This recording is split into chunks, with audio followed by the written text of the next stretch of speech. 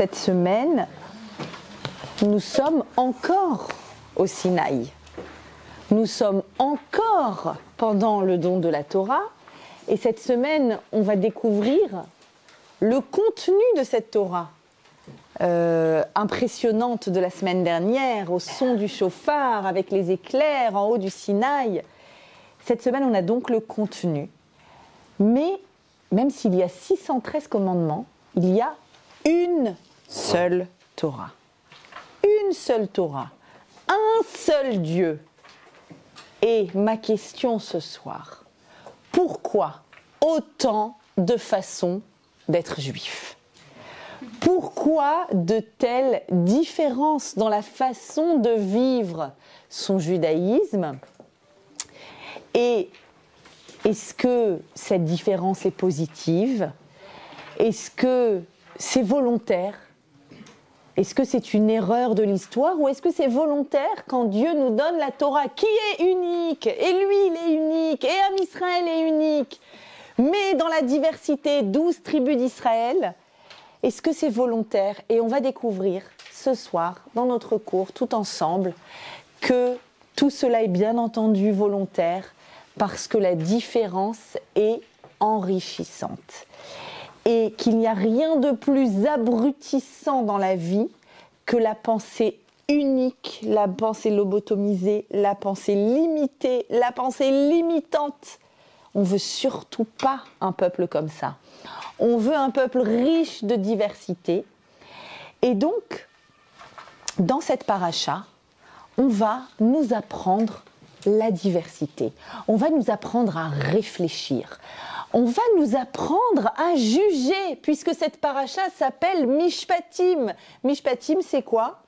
Le droit. Le code civil et le code pénal se trouvent dans notre paracha. Il y a sûrement des jeunes filles qui ont fait du droit, il y en a toujours. Dans les cours que je donne, il y a toujours des personnes qui ont fait du droit. Eh bien, on va toucher du doigt le code, le droit juif, le droit rabbinique, et on va apprendre à juger. Vous connaissez cette phrase quand on dit, on donne son avis sur quelque chose et puis tout de suite après on dit, je suis pas dans le jugement, hein. Je suis pas dans le jugement, mais 3 petits points. J'adore. Alors sachez qu'on juge toujours. À partir du moment où on a un cerveau humain qui fonctionne, on juge. La question, c'est est-ce qu'on sait juger intelligemment ? La question, c'est pas je suis dans le jugement, je suis pas dans le jugement. Avoir un avis, c'est juger. La question, c'est est-ce qu'on le fait intelligemment ? Et donc, juste après le Sinaï, immédiatement, en fait, vous voyez que j'ai envie de dire, on est en chute libre cette semaine, parce que nous étions dans les hautes sphères spirituelles du Sinaï, où on voyait des sons, où le monde entier s'est arrêté de respirer, où on était tous en bas du Sinaï, et Dieu lui-même, une fois dans l'histoire de l'humanité, s'est adressé au peuple. Ça a été tellement violent que les Neshamot ont dû quitter le corps pour revenir ensuite. Bon, bref. Waouh, le Sinaï. Et cette semaine, on va nous raconter l'histoire du tueur, exprès, pas exprès, du voleur, de celui qui fait un accident de voiture parce qu'il a pris de la cocaïne, de celui qui crée mais réellement, hein, il y a un cas écrit dans la paracha de cette semaine d'une femme enceinte qui malheureusement perd son bébé suite à un coup qu'on lui a donné. Donc, on va rentrer dans les détails du tueur, du voleur, des dommages causé parce que j'ai creusé un trou dans la route et que je l'ai laissé comme ça et que l'âne ou le bœuf ou quelqu'un s'est cassé la jambe et alité. Alors, on n'a pas attendu Léon Blum et les droits du travail. C'est déjà inscrit dans la Torah il y a 3300 ans. Et donc, on va rentrer dans les détails, l'incendie causé des enfants, on jouait avec des allumettes, on causait un incendie dans une prairie ou même carrément là où est stocké le blé d'une personne. Vous avez compris, toutes les situations de dommages que l'on a pu causer à une personne, comment est-ce que la Torah va légiférer par rapport à ça, comment on va dédommager, qu'est-ce qui se passe quand je prête un objet à quelqu'un et que cet objet, on me le rend abîmé? Vous avez compris que nous étions tout en haut du Sinaï et que cette semaine, nous sommes dans le quotidien, dans la réalité du quotidien, où il y a, et des fois c'est la faute à personne, où il y a eu quelque chose de dommageable, et comment la Torah légifère et comment la Torah apporte sa justice, qui est la justice divine, dans toutes ces très nombreuses situations qui arrivent dans la vie, bien entendu. Pourquoi? Parce que la Torah ne va pas... C'est vrai qu'on aurait pu imaginer juste après le Sinaï, on va nous parler d'Yom Kippour, du Shabbat, de nos moments les plus spirituels, que... Non, non, non. Tu vas prendre la Torah et la Torah, tu vas l'amener sur terre et dans ton quotidien, elle va donner une direction à ton existence. C'est-à-dire que chaque moment du quotidien doit être imprimé de cette impulsion-là de la connaissance supérieure, de la Torah qui est la connaissance d'Akadosh Baruch Hu, la connaissance supérieure à l'intérieur de notre quotidien. Alors, et on va apprendre donc à juger, et donc on va apprendre aussi dans cette paracha, quoi? Les conditions sine qua non pour qu'un procès soit un réel procès. Les témoins, qu'est-ce qui s'appelle un témoignage recevable, pas recevable, combien de preuves, combien de personnes, qu'est-ce que c'est qu'une majorité? On va aussi apprendre ça, et bien entendu, on va parler de l'extrême gravité de la corruption, la corruption qui signifierait qu'il n'y a pas de jugement finalement. Donc, on est ici, on est là-dedans cette semaine, et pour pouvoir juger, la première chose que la Torah va m'apprendre à faire, eh bien, c'est à faire preuve d'intelligence dans le domaine de la distinction. Je vais apprendre à distinguer, à comprendre les différences qui existent. Alors, quelles différences? Sachez que la première bracha qu'on fait le matin quand on se lève, après Modéani, la première c'est Modéani, mais le premier Baruch Ata, c'est quoi? C'est Hanoten, la servi, Bina, les Hafrin Ben Yom Uven Laila, qui donne l'intelligence pour distinguer entre le jour et la nuit. Ça y est, c'est le matin. Je fais cette distinction, c'est la distinction première que même le coq sait faire entre la nuit et le jour. Ça s'appelle en hébreu la bina. Je vous avais déjà expliqué qu'il y a 3 niveaux d'intelligence. La chorma, c'est un éclair de génie, un don de Dieu. Ensuite, qu'est-ce qu'on en fait? Il faut le traiter, cet éclair de génie, en étant capable de créer des catégories, des distinctions, de voir la différence entre des choses. C'est ce qu'on apprend aux petits-enfants. Dès la maternelle, à créer des groupes, des catégories, d'accord? Et nous, adultes, combien de fois on manque d'intelligence dans la capacité de discernement, d'accord? Donc on prie Hachem, dès qu'on se lève le matin, de faire preuve de discernement, de pouvoir distinguer. Et effectivement, on va devoir, dans cette paracha, apprendre, avant de juger, avant même de parler de jugement, il faut que je sois capable de faire preuve de discernement. Donc effectivement, on va me dire, fais la différence entre Shabbat et la semaine. Ça va être également dit dans la paracha. Les fêtes et la semaine. Pas seulement. En fait, si je réfléchis une seconde, je réalise que toute la Torah et le judaïsme m'invitent à cette réflexion-là. Est-ce que je sais distinguer? Est-ce que je sais placer les frontières? Bien sûr, la frontière entre la semaine et Shabbat, Kiddush, Havdalah, d'accord. Ça, c'est au niveau du temps. Mais pas seulement au niveau du temps, au niveau de l'espace.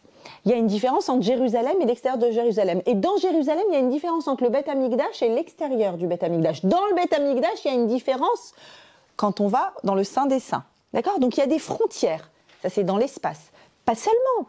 Il y a des frontières très importantes à faire entre les espèces.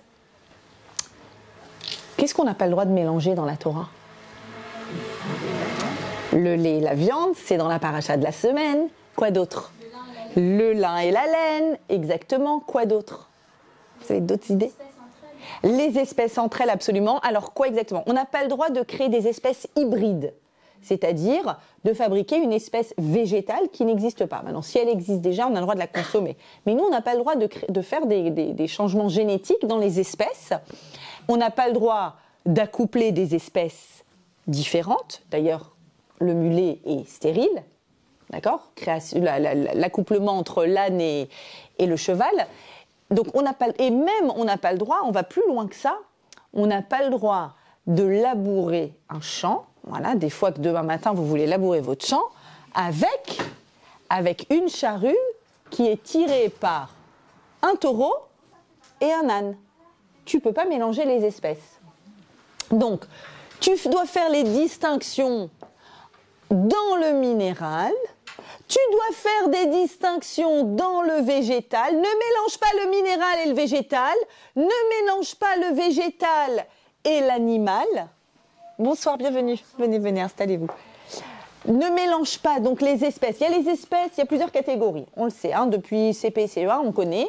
Il y a l'espèce minérale, végétale, animale, et il y a l'humain au-dessus. Dans les vivants, il y a l'humain au-dessus de l'animal. D'accord. Et là, la Torah, elle me dit, attention. Alors, il va falloir vraiment que tu distingues entre le lin et la laine. La laine, c'est un tissu d'espèce animale. Le lin, un tissu d'espèce végétale, de croissance végétale. Tu ne peux pas mélanger les espèces animales entre elles. Tu ne peux pas mélanger les espèces végétales entre elles. Tu ne peux pas mélanger entre une catégorie et une autre catégorie, comme on vient de dire. Et vous l'avez dit tout à l'heure, et tu ne peux pas mélanger le lait et la viande. C'est un verset écrit dans notre paracha qui dit comme ça, le verset dit la chose suivante, Reshit bikure admatecha tavi, tu dois amener les prémices de ton sol, tu dois l'amener dans la maison de l'Éternel, donc au Beth Amikdash. Ok, début du verset, suite du verset, tu ne cuiras pas le chevreau dans le lait de sa mère. D'accord ? On va expliquer le lien entre les deux parties du verset. C'est quand même étrange. Alors, sachez que ce verset est répété 3 fois dans la Torah, dans 3 endroits différents. Vous savez que la Torah ne se répète pas a priori, au contraire. Au contraire, elle est très, très, très radine en mots. Pourquoi 3 fois, nous dit Rashi, au nom de la Gemara.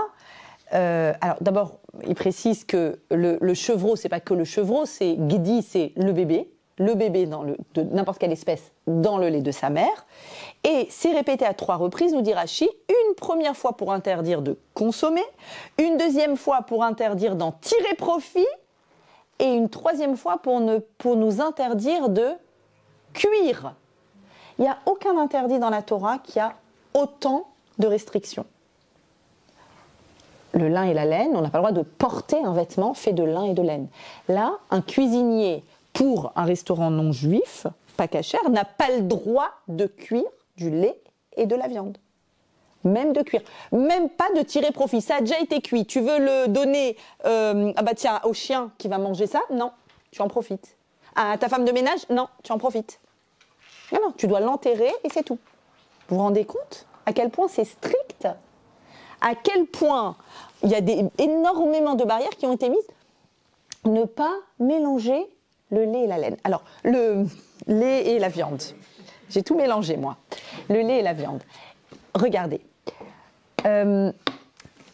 Effectivement, la nécessité de distinction. Et c'est vrai que dans un foyer cachère, depuis tout petit, les enfants, ils disent « Maman, quelle cuillère je prends ? Maman, où je la mets, la cuillère ? Dans l'évier de lait, dans l'évier de viande. Maman, est-ce que je peux manger, ça y est, je peux manger mon chocolat ? Est-ce que je suis plus viande ?» Tout petit. Quand on prépare le repas, est-ce que je me viande ? Est-ce que je me viande pas ? Est-ce qu'il faut se viander ? C'est un verbe qu'on a inventé qui est sympathique, se viander. C'est ceux qui, comme moi, adorent le café au lait, c'est un grand problème dans la vie de se viander. Donc, les distinctions sont faites. Maintenant, c'est vrai, pourquoi une telle insistance ? Nos cuisines, à quoi elles ressemblent ? Vous avez déjà vu moi, j'ai déjà eu des personnes qui viennent m'installer une cuisine à la maison et j'avais assisté au moment où ils déballent le 2e évier. Et là, ils disent, ah mince, il y a une erreur dans la commande. Je fais, non, je ne crois pas. Mais madame, je vous dis, il y a une erreur, ils m'ont donné un deuxième évier. C'est pas... Et puis là, ils te prennent des plans et ils deviennent fous. Ils transpirent, ils disent, ok, il s'est passé quoi? Pourquoi? À quel moment c'est ça qu'il faut que tu fasses dans ta vie? Alors, reprenons le verset. Le verset nous raconte qu'on va au Beth Amikdash donner le début, les premiers fruits qui viennent de pousser. C'était une fête extraordinaire. Tout le monde arrivait à pied vers Jérusalem, vers le Beth Amikdash, avec des paniers de fruits. Le début de nos fruits, des fruits d'Eretz Israël, on les amène au Kohen. C'est le Kohen qui va les consommer au temple. Et c'était une fête extraordinaire. Toutes nos fêtes sont liées à l'agriculture. Le moment, Pessah, c'est le début de la récolte. Shavuot, c'est le début de la récolte des fruits. Pas des champs, mais des fruits.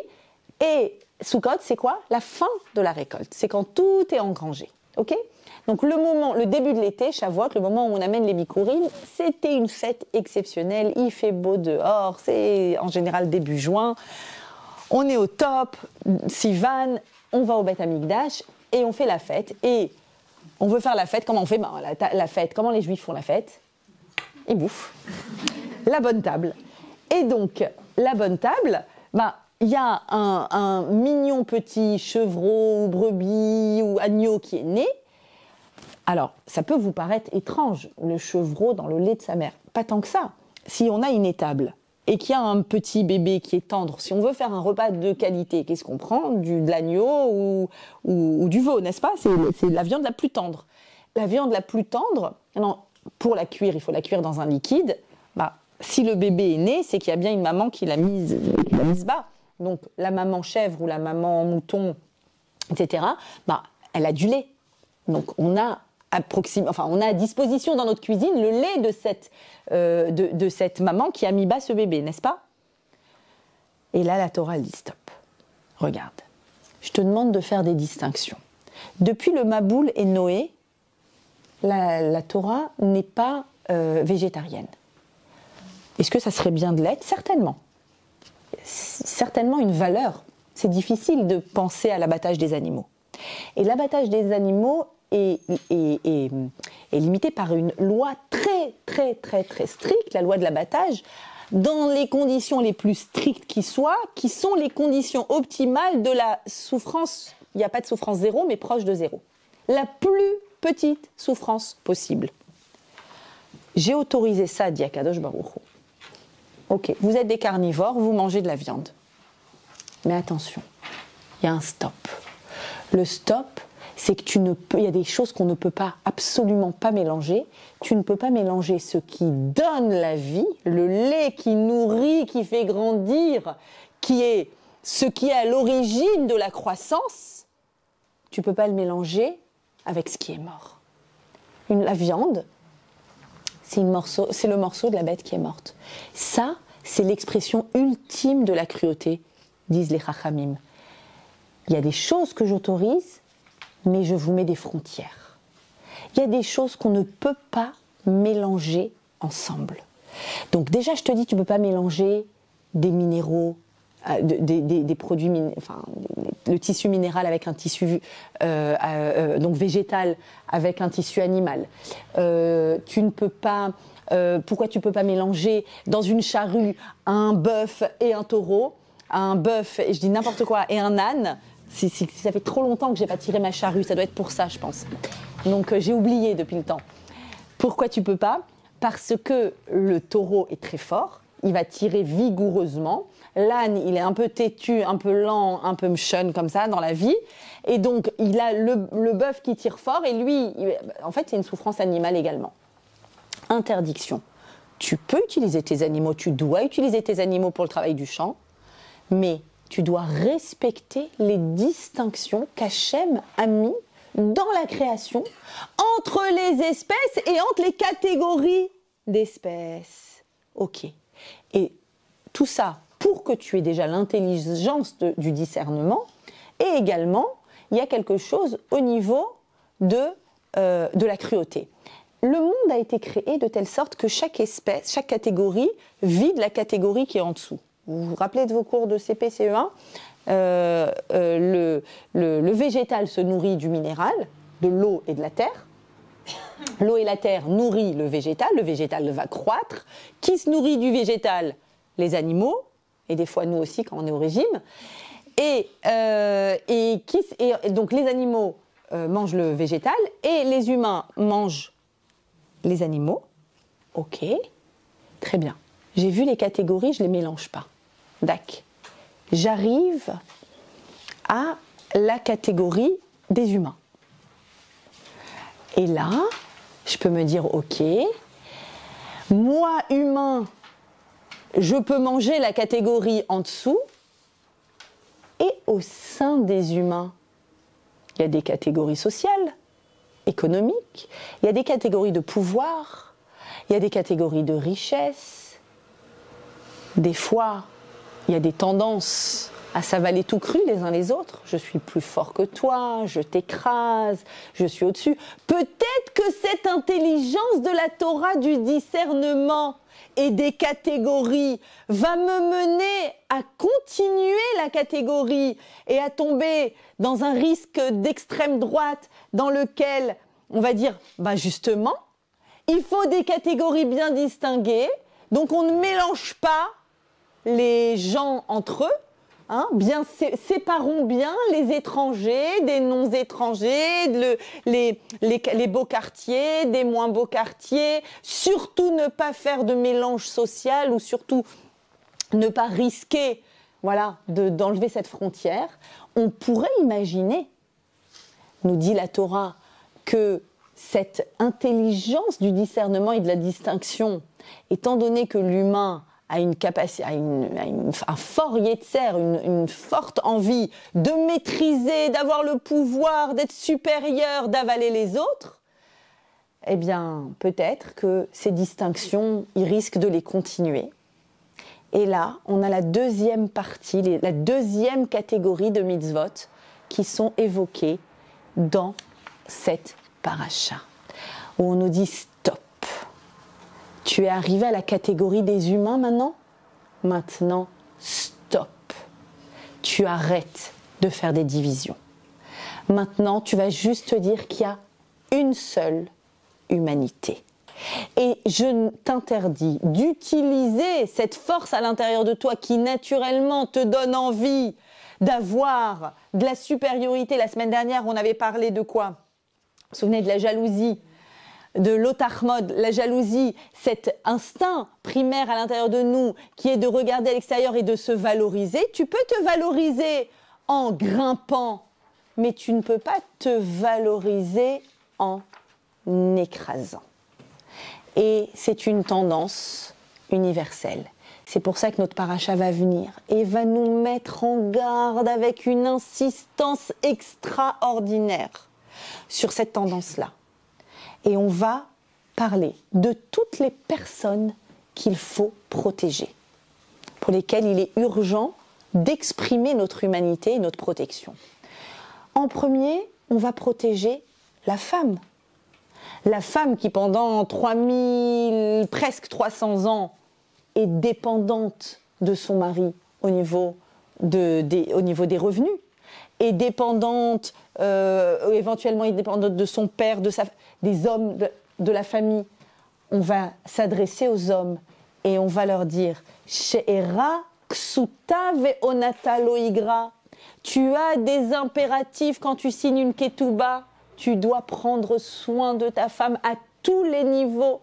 À tous les niveaux. Et il y a énormément de Talmud qui va venir et qui va déployer cette toute petite phrase en tout ce que l'homme est censé faire pour protéger sa femme.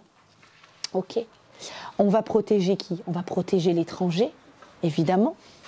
Cette tendance à regarder l'étranger qui vient et dire non, ça c'est pas de chez nous. C'est une culture différente. On ne supporte pas. Mettons-les à l'extérieur de la ville, dans d'autres quartiers, pas d'assimilation, pas de mélange, Et donc on va avoir cette tendance à rester de façon un peu tribale, que dit la Torah, mais elle le répète de très nombreuses fois. Veger l'otoné. Tu ne pourras pas faire souffrir l'étranger. Velotil chatsenu. Tu ne pourras pas l'oppresser. avec une phrase toute simple et merveilleuse qui arrive juste derrière. Au fait, vous vous rappelez que vous aussi, vous étiez étranger? Qui gare item, vous étiez étranger en terre d'Égypte, ça fait pas très longtemps. Vous vous rappelez? En fait, vous avez l'expérience de se sentir étranger dans un endroit. Faites attention à ceux qui sont étrangers et qui arrivent chez vous. Quelle autre protection? La protection de la veuve et de l'orphelin, qui ont personne pour prendre leur défense sur la place publique, ou s'il y a une altercation ou une difficulté ou des problèmes de dommages, etc. Kol almana veyatom loteanun.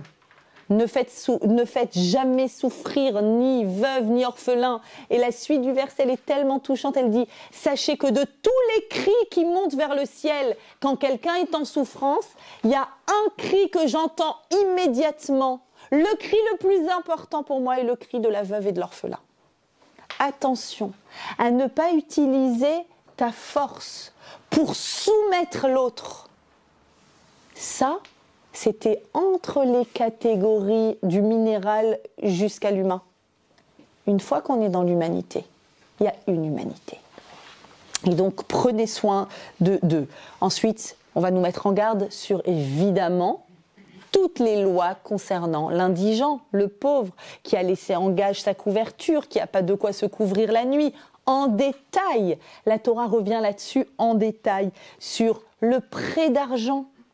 Le prêt d'argent, j'ai de la chance, je suis le prêteur. Mais il y a des emprunteurs. Quand je suis le prêteur, je ne suis pas dans le cerveau de l'emprunteur et je ne suis pas dans les émotions de l'emprunteur. N'est-ce pas? J'ai la chance d'être celui qui peut prêter. J'ai une forme de pouvoir, on est d'accord? Je prête, j'ai un pouvoir. La Torah vient et te demande de mettre, vraiment de rentrer dans la peau de celui qui emprunte, qui est en train de vivre un moment difficile. Et il te dit, si tu prêtes de l'argent au pauvre qui est avec toi, ne sois pas avec lui comme un créancier, n'exige pas d'intérêt. Interdiction. Interdiction stricte de prêter avec intérêt. Et toi, tu es là, tu dis, mais attends, à la banque, mon argent, elle peut faire des intérêts. Ok, mais là, à la banque, pas de souci. Tu prêtes à un juif, tu sais ce que ça veut dire de prêter avec intérêt? Ça veut dire que tu gagnes quelque chose à ce qu'il soit pauvre. Tu as envie de gagner quelque chose à ce qu'il y ait des gens qui n'aient pas. Est-ce que c'est quelque chose de possible? C'est l'expression de ta puissance, de ta force sur quelqu'un d'autre, sur un humain. C'est pas possible. Pas dans la Torah d'Akadosh Baruch Hu. Et donc, on comprend que la Torah ici vient et doucement, doucement me dit oui des catégories, oui de l'intelligence, du discernement, de la compréhension. Attention, attention à la volonté de cloisonner les individus, de les mettre dans des cases, de se poser en tribus. Vous savez pourquoi j'adore faire cours ici? Parce qu'ici, ça s'appelle Shifté Israël. Et Shifté Israël, ça veut dire les tribus d'Israël. Et tant que je ferai cours et qu'en face de moi, il y aura toutes les tribus d'Israël, tous les âges, toutes les façons de pratiquer, tous les cerveaux, ça va. Je serai rassurée sur ce que j'enseigne. Si un jour, je dois être cloisonnée dans une catégorie, non, shifter toutes les tribus. Ok. Donc, on est dans une paracha qui fait extrêmement attention à chaque personne. Maintenant, attention. Attention, j'ai un deuxième risque qui se présente à moi. Quel est ce deuxième risque? Ok, j'ai compris, toute l'humanité, tout le monde, ensemble, un lien, une ardoute. On sait que c'est comme ça que le Mashiach viendra. Mais mon risque ici, c'est que je tombe dans l'autre extrême, l'extrême de gauche, que, en fait, il faut pas qu'il y ait de différence. D'accord? Donc pour qu'on soit tous ensemble et qu'on ne se réunisse pas par tribu, ça veut dire qu'on doit être tous les mêmes. Non, t'as pas compris. Oui la hardoute, oui à l'unité, avec l'enrichissement par les différences. Ne gommez jamais les différences. Si j'ai créé 12 tribus d'Israël, c'est pour qu'il y ait 12 tribus d'Israël. Et c'est d'ailleurs pour te dire qu'il y a 12 formes de cerveau, d'émotions, de façons de réfléchir, de points de vue. Je ne veux pas que tu gommes les différences. Je ne veux pas que tu te retrouves en tribu. Pas du tout. Je veux au contraire. Je veux que tu gardes les différences au sein de tous. On est tous différents. Mais qu'à aucun moment, cette différence-là soit un prétexte pour toi pour être supérieur à qui que ce soit. On est différents. On n'est ni supérieur, ni inférieur. On est différent. Et la différence, c'est la richesse. Or, quelle est la tendance humaine numéro 1 ? La tendance humaine numéro 1, c'est d'avoir le dessus. Moi, je. On est d'accord ? Baruch ata Adonai Eloheinu melech haolam she'akol niya bidvaro. La tendance humaine, c'est de prendre le dessus. Quelles sont les 4 façons, il y a 4 façons dans la vie de se sentir supérieur à l'autre. Tendance humaine, comment je sais que je suis le meilleur, que je suis au-dessus ? Alors, on a dit, la semaine dernière on a dit, grimpe, inspire-toi et grimpe. N'écrase pas l'autre pour être au-dessus. C'est ça la tendance humaine. C'est de prendre le dessus, le raccourci c'est en écrasant l'autre. Quelles sont les 4 façons classique de prendre le dessus? Le plus intelligent, c'est la façon la plus noble, j'ai presque envie de dire. Le plus intelligent, le plus puissant, le pouvoir, le plus riche, celui qui a le plus d'honneur. Moi, je suis le président de... On écoute. Moi, je vais gagner les élections et j'ai été nommé et c'est un titre honorifique et donc écrasez-vous devant moi, je décide. Les honneurs, l'intelligence, la richesse, la puissance. La Mishnah dans un vote vient et nous embrouille la tête. Elle nous dit tout le contraire de ce qu'on a l'habitude de voir. Si tu te poses la question et que tu dis « Eze ou Chacham » qui est l'intelligent? Qui est l'intelligent? Celui qui connaît le plus, j'ai envie de dire. Celui qui sait tout. Pas du tout, dit la Mishnah. C'est celui qui va et qui est capable d'apprendre de tout le monde. Celui qui a compris que la diversité est positive. Toute personne a quelque chose à m'apprendre. Que ce soit le concierge de mon immeuble, il a certainement compris quelque chose dans la vie que moi j'ai pas compris. Pourquoi? De son expérience, de sa culture, du pays d'où il vient, je sais pas. C'est sûr qu'il a quelque chose à m'apprendre. Il n'y a pas une personne qui n'a pas quelque chose à m'apprendre. Pas une. Qui est le Chacham? Celui qui apprend de toute personne. Continue la Mishnah, au nom de Ben Zoma. Et elle dit, qui est celui qui est riche? Celui qui a beaucoup, beaucoup, beaucoup. Ok, beaucoup, c'est à partir de combien? Combien d'immeubles, c'est beaucoup? Non, t'as rien compris. Qui est riche? Celui qui est heureux de sa part. Sa part, ça le remplit. Il est rempli. Il est rempli. Il n'est pas tout le temps en train d'ouvrir le frigo et dire j'ai faim. Il est rempli.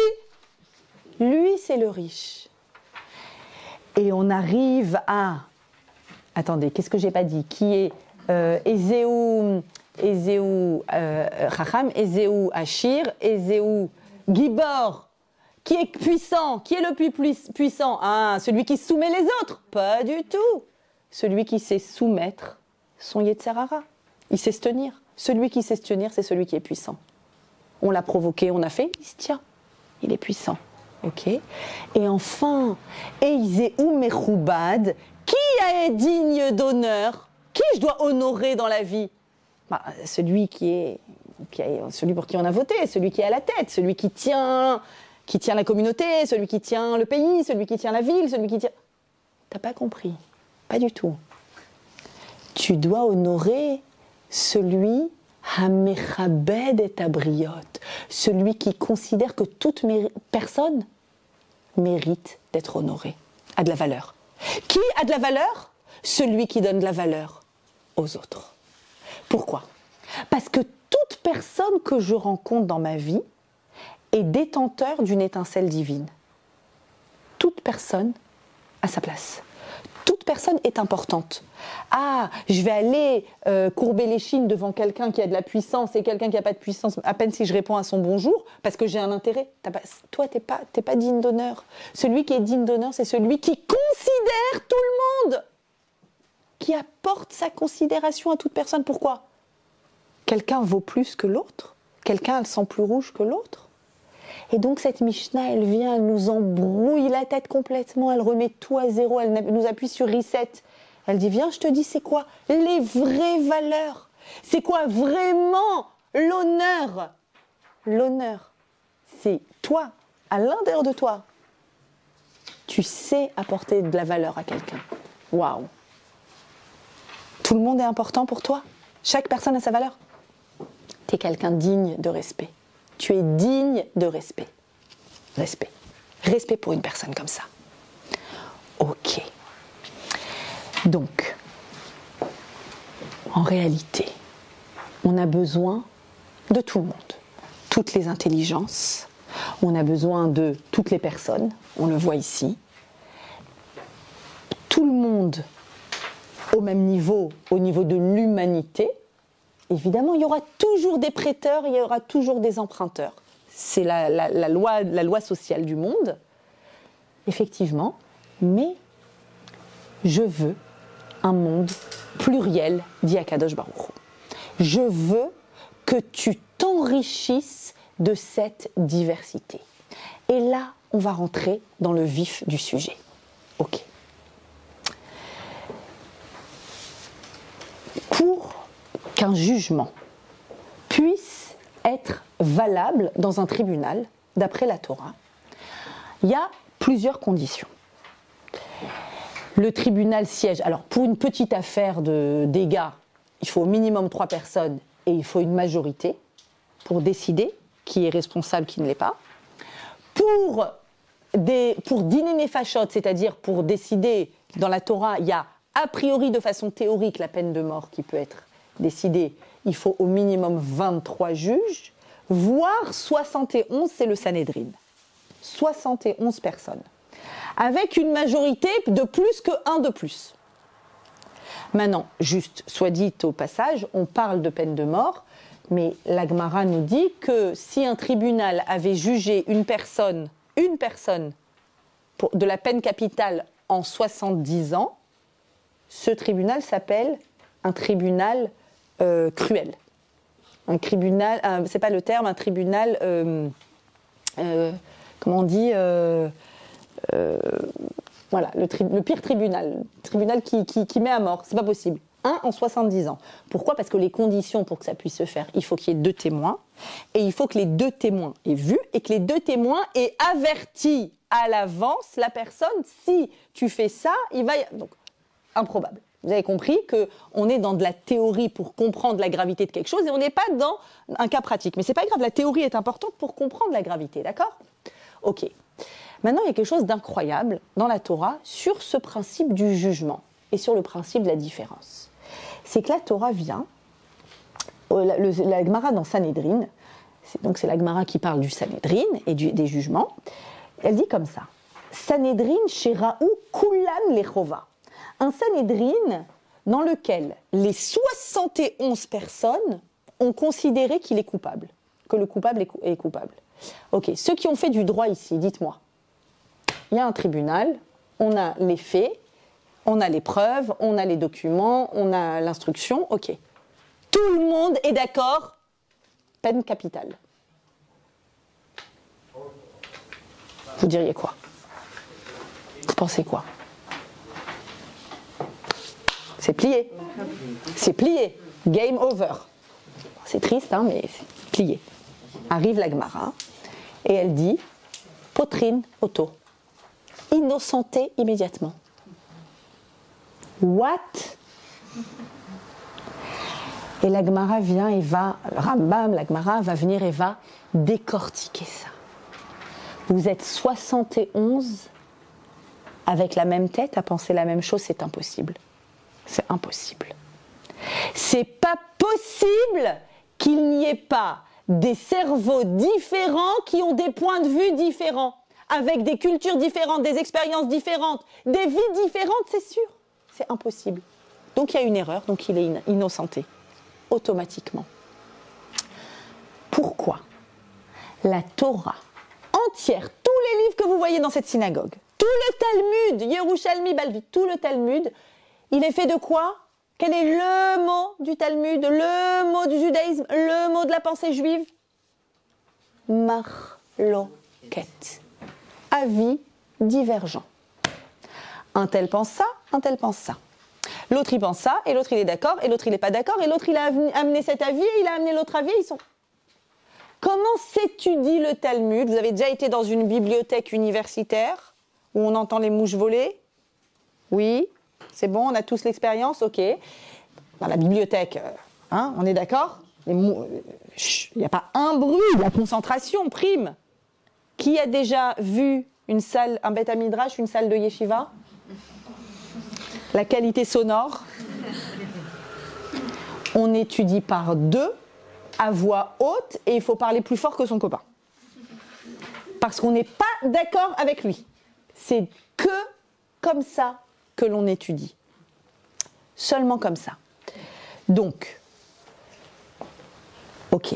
Alors j'ai envie de comprendre pourquoi la Torah, elle se pose sur la différence, sur la confrontation, mais on est d'accord qu'on est sur une confrontation fertile, sur une confrontation riche. À la fin de l'étude de la Gemara, à chaque fois qu'il y a une sougya, qu'il y a un sujet, à la fin, la halacha va être décidée comme quelqu'un. Tout le monde connaît les deux grandes écoles du Talmud, Hillel et Shammai. D'accord? La Gemara va nous dire que pendant 3 ans, Nichlekou, ils n'étaient pas d'accord. Pendant 3 ans, Hillel disait, moi je suis sûr que la halacha, c'est-à-dire la façon d'agir, la façon de faire, elle est comme notre vision. Et Shammai disait, pas du tout, elle est comme notre vision. Et au bout de 3 ans, on entend une voix céleste qui dit, ça y est, stop. Et c'est une phrase très connue qu'il faut connaître. Elou ve'elou, eux et eux, d'ivrei Elohim Chaim, sont l'émanation de la parole du Dieu vivant. C'est-à-dire qu'on n'est pas en train de réfléchir à qui a raison, on est en train de réfléchir à des points de vue qui se tiennent les deux, en fonction de qui nous sommes, de nos expériences, de nos points de vue et de nos sensibilités. Ah, la halacha a été décidée comme Hillel, finalement. Mais est-ce que ça veut dire que Shammai avait tort? Vous savez combien de fois, quand j'ai un couple très énervé qui arrive en thérapie, où je sens que ça monte et je sens tout de suite dans les ambiances et dans ce qu'ils racontent et dans ce que chacun amène, qu'ils me prennent et ils ont cru que j'étais un arbitre. Et ils ont cru, la thérapeute, elle va être d'accord avec qui? C'est à qui mieux. Donc il faut être le plus convaincant, avoir une bonne rhétorique et savoir. Et je les déçois tellement en leur disant, personne ne sortira gagnant. Je ne nommerai pas le gagnant, il n'y a pas de gagnant. Je pense que vous avez tous les deux raison. Oh, comment elle peut dire ça? Enfin, avec ce que je lui ai dit, mais c'est terrible.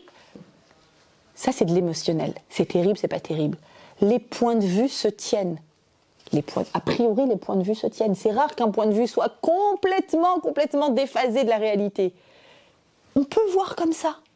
Ah, c'est peut-être pas intelligent de faire comme ça dans l'économie du couple. Le couple ne sera pas gagnant. C'est autre chose. Mais ça ne veut pas dire qu'il y en a un qui a raison et un qui a tort. Pas du tout. L'esprit juif doit être un esprit de contradiction parce que c'est un esprit affûté. C'est un esprit intelligent, l'esprit de contradiction. Est-ce que vous remarquez quand vous écoutez des débats à la radio, c'est hyper intéressant d'entendre les débats politiques, n'est-ce pas? Et on est toujours convaincu par le dernier qui a parlé, n'est-ce pas? Il suffit qu'il ait une bonne rhétorique, qu'il soit percutant, qu'il ait des bons arguments, et t'es là, tu fais « Ah ouais, quand même, ouais. » Non, mais normalement, je suis plutôt de droite, donc comment ça se fait que là... Bon, il faut que j'écoute quelqu'un de droite, parce que là, c'est pas possible. Et en fait, ça se tient. Ça se tient. Il y a beaucoup d'avis se tiennent, il faut juste bien les argumenter avec intelligence, mais effectivement, on n'est pas en train de dire qu'il y a ceux qui ont raison et ceux qui ont tort, et la Torah, entièrement, est l'émanation d'une réflexion qui est double, d'une réflexion on peut imaginer les choses de telle façon et on peut imaginer les choses d'une autre façon. Et sachez que quand Hachem a donné la Torah au Sinaï, il a donné une seule Torah, mais à 12 tribus, avec 12 points de vue, d'une certaine façon, 12 façons d'intégrer, de traiter une information et de la vivre. Et donc, il y a de multiples façons d'être juif. Il y a beaucoup de façons d'être juif. Et il y a beaucoup de courants dans le judaïsme qui sont merveilleux. Je parle du judaïsme pratiquant, évidemment. Il y a plein de courants. Vous connaissez cette histoire très drôle, une histoire juive très drôle, je l'aime beaucoup. Depuis que je suis toute petite, on me la raconte, voilà. Il y a un bateau qui arrive, qui fait les Caraïbes, et qui arrive dans une petite île où il y a très peu d'habitants, mais il y a un juif. Il y a un juif dans cette île. Et donc, le bateau qui a accosté, il y avait des juifs dans le bateau qui sortent et qui voient, qui disent « Ah, il y a un juif incroyable !» Il dit « Mais oui, il dit « Il reste plus que moi sur l'île. » Et il y a une synagogue, on peut prier. Il y a 2 synagogues. D'où il y a 2 synagogues. Un juif, 2 synagogues. Il y a la synagogue où je vais et celle où je ne vais pas. Obligé. Et elle est tellement vraie, cette histoire. Elle est vraie, évidemment, dans la façon, comment dirais-je, abîmée que nous avons de vivre la Torah et le judaïsme. La réelle Torah, la Torah vivante, c'est la Torah de la discussion, de la réflexion, mais permanente, dans laquelle on n'a pas de certitude. C'est pas bon d'avoir des certitudes. C'est absolument pas bon. Il faut avoir en permanence ce sens de la marloquette. Et pourquoi ? Eh bien, tout simplement parce que mon cerveau ne peut pas à aucun moment pénétrer le cerveau de l'autre. Et donc, quand je vois cette Gemara Sanhedrin qui dit « Ils ont tous décidé la même chose », c'est pas possible.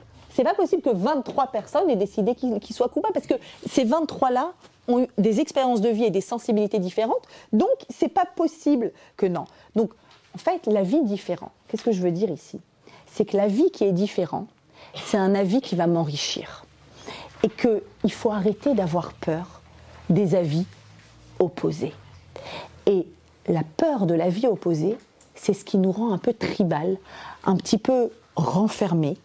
On va tout d'un coup se mettre à dire « nous », même chez les couples. Je vois ça quand il y a des difficultés de couple. Et je pose la question, quand vous dites « nous », nous c'est le couple ou nous c'est ma famille et vous c'est ta famille ? C'est une vraie question. Le « nous » et le « vous », comment est-ce qu'on l'utilise ? Le « nous », c'est les Marocains. Le « nous », c'est les Chassidim. Le « nous », c'est les Ashkénazes. Attends, chez les Ashkénazes, vous savez que chez les Ashkénazes aussi, il y a des histoires. Parce que la Pologne, c'est pas la Lituanie. Et c'est pas la Hongrie non plus. Et la Roumanie, c'est carrément autre chose. Hein. Elle commence pas à dire... Les Hongrois, c'est ceux qui font le mieux à manger, il paraît. C'est comme ça. Non, vous croyez que c'est que dans le bassin méditerranéen qu'il y a ces différences ? Partout. Le « nous ». Le nous. Et en fait, en réalité, les avis opposés, évidemment, nous apportent et nous enrichissent. Donc, c'est la raison pour laquelle un juif, quand il étudie avec quelqu'un d'autre. Pourquoi ? Pour qu'il ne soit pas dans la certitude de son point de vue. Un juif qui étudie doit toujours étudier aussi la vie qui n'est pas le sien. C'est obligatoire. Je me rappelle il y a très longtemps, j'étais enseignante dans un lycée à Paris. Et il y a eu une très bonne initiative de nous amener des formateurs pour inspecter un peu nos classes en Kodesh. J'étais enseignante de Kodesh. J'adorais enseigner le Chumash aux petites adolescentes avec 1 millier de questions. Et c'était une super initiative, amener des inspecteurs. Et je me rappelle, donc le directeur qui vend ça, entre guillemets, à l'équipe d'enseignantes de Kodesh. Et je me rappelle, je ne peux pas oublier, cette enseignante qui s'énerve et qui dit « Mais quoi ? Et je vais apprendre d'une femme qui est plus jeune que moi. Elle va m'apprendre quelque chose. Et moi, avec toutes mes années d'expérience, et avec ses mouvements, je vois encore la scène et je me rappelle de mon regard interdit. Je me dis, en fait, on te propose d'apprendre quelque chose. Peut-être ça sera nul, j'en sais rien. Mais il y a peut-être une chance que ce soit bien. Au risque que ce soit bien. T'es dans tous tes états que quelqu'un qui est plus jeune va t'enseigner. Comment c'est possible ? Comment c'est possible de se dire que quelqu'un de différent va venir et va peut-être m'apporter une touche spéciale sur ma propre pratique ? Il n'y a rien de plus stimulant, je trouve, quel que soit le domaine dans lequel on est, que la formation. La formation, c'est vraiment s'ouvrir à des réflexions différentes. Et d'ailleurs, dans les groupes de supervision en thérapie, on a toujours des groupes de supervision. Ce qui est extraordinaire, c'est qu'on est plusieurs thérapeutes, chacune parle de son cas, et notre superviseur fait un premier brainstorming où chacun a quelque chose à dire. Et à chaque fois qu'on entend nos collègues sur nos propres cas que nous amenons, avec nos propres difficultés avec des patients, quand on les entend donner des avis, mais c'est d'une richesse. Il y a des idées qui émergent, qui sont justes, des idées géniales. Et ça ne veut pas dire que tu es nulle si tu n'y as pas pensé toute seule. Pas du tout. Ça veut juste dire que l'histoire de l'autre l'a sensibilisé et lui a permis, ou une expérience par exemple de patient, lui a permis de voir les choses de telle et telle façon. Donc la différence ne peut que produire du mieux. Que produire du mieux. Et c'est ce qui doit se passer, idéalement, dans un couple. Un couple est de toutes les façons différent. Après, c'est pas la peine d'aller le chercher en Australie. C'est pas la peine. Mais dans des différences, on va dire, classiques, d'accord ? Moi, j'ai quand même fait un truc top. J'ai fait Ashkenaz et Farad. Je tiens à préciser. Vrai grand écart. Dans les différences, mais c'est dans les différences, on va dire, classiques. Le couple se nourrit des avis différents. Le couple s'enrichit de ça. L'éducation des enfants va s'enrichir de ça. Et malheureusement, combien de fois, des couples très opposés, très différents, très pas d'accord, ce qui est normal d'être pas d'accord et d'avoir des avis différents. Déjà, homme-femme, c'est d'accord. Mais là-dessus, tu rajoutes des cultures différentes, etc., et des habitudes différentes. Voilà, on a compris. Combien de fois, pour être au calme, on va vivre des vies parallèles. On ne s'oppose pas, on ne se dispute pas, on ne débat pas, mais apprenez à débattre. C'est génial de débattre. Il n'y a pas un gagnant et un perdant quand on débat. Il y a deux gagnantes quand on débat. Parce qu'il y a deux personnes qui s'enrichissent mutuellement. Et au lieu de ça, combien de couples opposés vivent en parallèle ? On s'est mis d'accord, c'est un accord tacite. Les sujets un peu chauds, on ne les évoque pas du tout. Ne parlons pas de tous ces sujets. Et on continue toute la vie à ne pas être d'accord. C'est dommage. C'est bien de ne pas être d'accord. Mais c'est pas parce qu'on n'est pas d'accord qu'on est opposé. C'est ça que je veux dire. C'est pas parce qu'on n'est pas d'accord qu'il y en a un supérieur et un inférieur. On peut être différent sans que personne ne soumette l'autre. Maintenant que mes enfants grandissent, c'est rigolo, parce que ils ont des souvenirs de quand ils étaient petits, d'accord ? J'adore quand les enfants ils racontent, parce qu'on ne sait pas ce que nos enfants ils ont comme souvenir de leur enfance. C'est-à-dire pour nous il y a une continuité, mais tout d'un coup ils ont un recul et ils peuvent dire.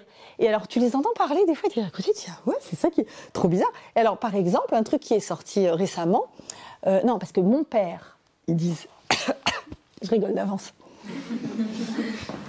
Ils disent, mon père, il est hyper à cheval sur les devoirs, les études, la réussite, le scolaire. Et ma mère, elle est cool. Donc, en fait, on savait que il y a des trucs, quand on a envie de loisirs ou quoi, si on demande à maman, elle est tellement contente de nous donner des loisirs. Allez, ouais, super, on va faire une ambiance, on va faire une sortie, Il y a des devoirs, il n'y a pas de devoirs, on réfléchira à un autre moment. Et avec papa, la première question, c'est, les devoirs, tout a été fait, les résultats, l'organisation, ta chambre est rangée, est-ce que tout est fait et ok. Et en réalité, après coup, je me dis, une différence comme ça, c'est quand même très différent. Moi, je suis pro-vacances, loisirs, détente, petite soirée sympathique champêtre, et le papa, il est pro-studieux, etc. Et d'ailleurs, je leur ai posé la question, je dis, mais attends, moi aussi, les études, c'était... Oui, maman, mais quand même, t'aimes bien kiffer. Ouais, ok, ça va, ça passe. Et donc, du coup, je me dis, effectivement, une différence comme ça, qu'il y a une vraie différence structurelle de pensée et de façon de voir l'organisation de son temps, par exemple.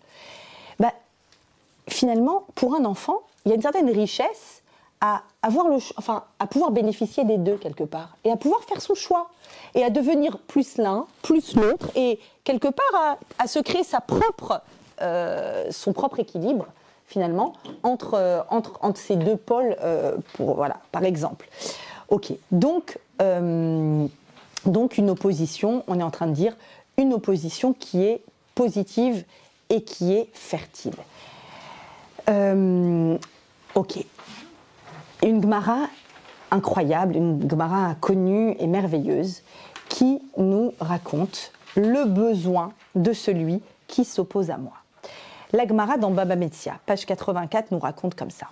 Rabbi Yochanan avait une chavruta depuis de nombreuses années. Sa chavruta très connue s'appelle Resh Lakish. Resh Lakish est décédé et Rabbi Yochanan est inconsolable. Et donc les Chachamim le voient, il est en train de se faner, de se laisser mourir, c'est terrible, il est inconsolable, il n'a plus de chavruta, il n'a plus de partenaire d'études. Il se demande comment l'apaiser. On lui trouve quelqu'un, un érudit, qui s'appelle Rabbi Elazar. On lui amène cet érudit, on sait que ses raisonnements sont tranchants, affûtés. À chaque raisonnement de Rabbi Yochanan, cet érudit lui trouvait un Tana, donc un sage de l'époque de la Gemara, qui allait dans son sens, qui était d'accord avec lui. Et Rabbi Yochanan se tourne vers lui et lui dit « Quoi, c'est toi qu'on t'a amené, on t'a dit que tu es comme Resh Lakish que je n'ai plus ?» Mais arrête, Resh Lakish était capable de m'opposer 24 arguments à chaque idée que je présentais. Et toi, tu me présentes des arguments qui vont dans le sens des idées que je présente. Et quand lui me présentait 24 arguments, il fallait que je lui oppose 24 contre-arguments. Regarde à quel point il m'a aidé à avoir une réflexion qui est une réflexion raffinée, une réflexion détaillée, une réflexion qui prend en compte les détails et les finesses de la vie et de l'expérience. Ça, c'est pas une chavruta, dit-il. Et donc, effectivement, bon, la suite est très triste pour Rabbi Yochanan, et la fin de la Gemara dit « O chavruta o mituta ».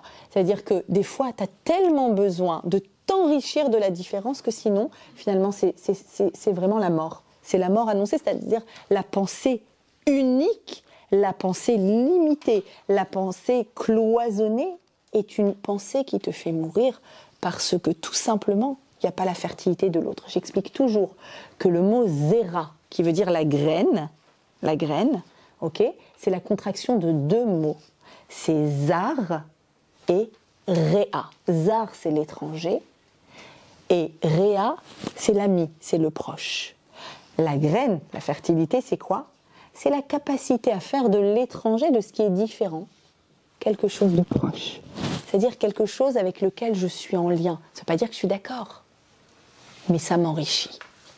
Ça m'enrichit et ça m'aide à aller de l'avant. Alors je voudrais vous dire, c'est très important, c'est fondamental d'avoir ça en tête. Si vous entendez quelqu'un, un enseignant de Torah, qui dit que « Ah, tu vas là-bas ?» Mais là-bas, mais c'est pas de non, là-bas chez les autres, pas lui. C'est pas de la Torah là-bas. Il n'y a que chez moi. La Torah, elle est chez moi. C'est chez moi que tu peux apprendre la Torah. Et malheureusement, il y en a un. C'est pas que théorique ce que je vous dis. Si tu entends ça, alors c'est le signe immédiat que quoi? Que c'est précisément là-bas qu'il n'y a pas de Torah. Ce n'est pas possible de dire la Torah, la pensée d'Hachem, elle se trouve chez moi dans mon enseignement. Pas du tout. Il y a tellement d'autres personnes qui enseignent autrement, qui réfléchissent autrement, qui ont une vision différente. C'est toute la richesse de la multitude des enseignements de Torah. Impossible de venir et de dire ce qui est à l'extérieur n'est pas bon. Impossible de faire ça. Vous savez, je vais faire de l'autodérision aussi. Il fut un temps, il y a très longtemps, pour m'excuser, je dis c'était il y a très très longtemps, avant que j'enseigne, etc., que si une personne qui ne me connaissait pas me voyait en perruque, pratiquante, etc., on me disait t'es Chabad? Et bon, je ne connaissais pas, j'avais jamais connu quoi que ce soit de Chabad, j'ai grandi à Strasbourg, ça n'existait pas, donc on était juste pratiquants, c'est tout. On me disait t'es Chabad? Ça me vexait. J'ai honte, hein. Mais c'était il y a longtemps, donc tout va bien. Aujourd'hui, si on me dit t'es Chabad, c'est le plus beau compliment qu'on puisse me faire. Mais il n'y a pas plus beau compliment qu'on puisse me faire que de me dire t'es Chabad. Avant que j'enseigne, que j'étudie, que j'apprenne, que je sache. Bon, j'étais jeune, j'avoue. Ouais, on était cloisonnés, on est dans une petite ville à Strasbourg, on a grandi comme ça, on n'a jamais rien vu d'autre, on est allé au séminaire, on n'avait jamais rien vu d'autre, et on croyait que la Torah c'est comme ça, c'est ça. Qui m'avait parlé de sionisme? Personne, je savais même pas. Je savais qu'il existait un État, l'État d'Israël, et j'ai mis les pieds, j'étais majeure déjà. La première fois que je suis allée en Israël, j'avais 18 ans, et je ne savais rien. Je ne savais même pas pourquoi il y avait des Juifs en diaspora et d'autres en Israël. Je ne savais rien. Et bon, dans une petite, voilà, un endroit cloisonné, on m'a appris, et je suis infiniment reconnaissante de tout ce que j'ai pu apprendre à mes débuts. Et puis petit à petit, j'ai pris des livres et j'ai ouvert. Et j'ai découvert le sionisme et la Torah de Rav Kook. Quelle richesse! Et un jour, j'ai découvert la Chassidoute. Mais quelle richesse, le Baal Shem Tov! Quelle richesse, Chabad, le Tanya! Waouh, quelle Torah incroyable! Et alors, à la fin, j'ai fabriqué de l'hybride intérieur. Donc moi qui ai commencé mon cours en vous disant Akadosh Baruch Hu a fabriqué un monde dans lequel il y a le minéral, il y a le végétal, il y a l'animal, il y a l'humain. Il y a une humanité. Dans l'humanité, ne sois jamais supérieur à un autre. Jamais. C'est la richesse. Il y a une unité. Il y a une unité de Am Israël, mais il n'y a pas d'uniformité. Ne te sens jamais supérieur à qui que ce soit, ne soumets jamais qui que ce soit, ne profite jamais de ton statut et va apprendre la richesse partout. Et j'ai créé de l'hybride. Je suis devenue une enseignante de Torah, Chabad, sioniste, pratiquante, multi-enseignement. Et il n'y a rien que j'aime plus que de vous enseigner un peu du Talmud, un peu du Tanya, un peu du Rabbi, un peu de Baal Shem Tov, un peu de Chassidoute, un peu de Rav Kook, un peu de Rav Dessler, un peu de Rav Wolbe. Il n'y a rien que j'aime plus que ça. Et je me dis qu'il n'y a que cette richesse qui peut nous préserver du cloisonnement, de l'esprit enfermé, enfermant. Et vous ne m'entendrez jamais dire, Be'ezrat Hashem, jamais dire, il n'y a que ici que vous pouvez apprendre la Torah. Allez apprendre la Torah partout, la Torah authentique, la Torah pratique, qui met en pratique, la Torah qui avance. Il y a une seule fois, j'avoue, où une élève m'a raconté qu'elle a écouté un cours de Torah. À chaque fois qu'on me dit j'ai écouté un tel, je lui dis super. Une fois, il y a une élève qui m'a dit j'ai écouté un cours de Torah et je lui ai dit stop, je t'interdis. C'était quand elle m'a dit que suite à ça, elle a été sous antidépresseur tellement elle culpabilisait d'être une mauvaise juive qui fait trop d'avérotes. Là, j'avoue, j'ai dit non. Un cours de Torah, si il te fait avancer, si il te fait réfléchir, si il enrichit ton monde intérieur, si tu avances vers la pratique de la Torah et des mitzvot, vas-y. Il y a quelqu'un qui va avancer dans le sens de la sphère de la Ahava. Je vous ai déjà expliqué, c'est la sphère de l'épanchement du don. Il y a des personnes qui ont besoin de discours beaucoup plus stricts, de la ira, de la crainte. Sans tomber dans les extrêmes, bien sûr, ça leur convient, c'est très bien. C'est très très bien. Et il faut cette multiplicité. Je vous le dis souvent, on est toutes des influenceuses. Toutes. D'accord ? Donc toute personne a un domaine d'influence. Et chaque personne en fonction de qui elle est, de ce qu'elle est, de la façon qu'elle a, de sa sensibilité. Chacun, chacune, on a tous et toutes l'obligation de le faire. Et tout ça, dans la différence, je dis bien, on doit créer quoi ? Du shalom. On pourrait imaginer qu'il faut gommer les différences. Tu gagnes pas de différence, sinon il y aura plus d'enrichissement. Laisse la différence.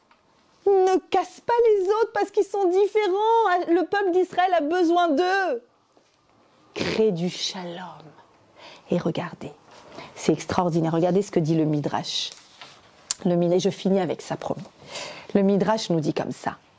Osé shalom bimromav. On termine la Hamida, n'est-ce pas, en disant Osé shalom bimromav. celui qui fait la paix où? Dans les mondes supérieurs. C'est Shalom Aleinu, qui mette la paix parmi nous. Question, il fait la paix dans les mondes supérieurs, qui se dispute là-haut? Les anges, ils se disputent, j'ai pas compris. Entre qui et qui doit faire la paix là-haut? Shalom. Et le Midrash de dire, bah oui, en fait, Rabbi Lévi explique que le Malach Michael, l'ange Michael, qui est Kulo Sheleg, il est entièrement neige, c'est la force de la neige, et que le Malach Gavriel, l'ange Gavriel, ça vient du mot Gibor, c'est l'autre côté, le côté blanc, neige, c'est le côté d'épanchement de Chesed, le côté strict, c'est le côté de la rigueur, il est entièrement feu, Dieu a créé la force de la neige, de la pluie, de l'eau et du feu, eh bien, tous les deux travaillent côte à côte, ils œuvrent ensemble et ne se détruisent pas. C'est-à-dire que même dans les mondes supérieurs, Hachem, il a créé des forces différentes. Et est-ce que la neige va dire au feu, non, je veux que de la neige? Est-ce que le feu va dire, on a besoin de toutes les forces? Donc il crée le shalom, c'est-à-dire il crée la complémentarité entre les forces dans le ciel. Il y a assez shalom aleinu. En bas, c'est pareil.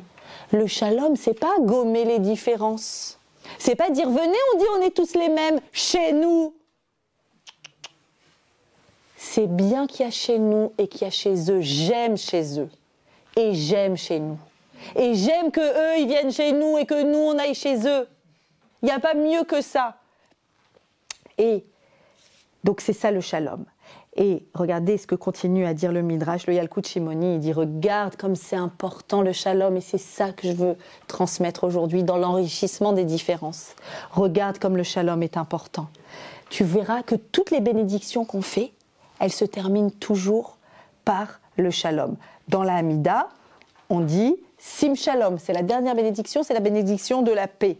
À la fin, quand on finit la Hamida, comment on fait 3 pas en arrière? Ose, Shalom, Bimromav, on fait des pas en arrière. Entre parenthèses, pourquoi on fait des pas en arrière quand on parle du Shalom?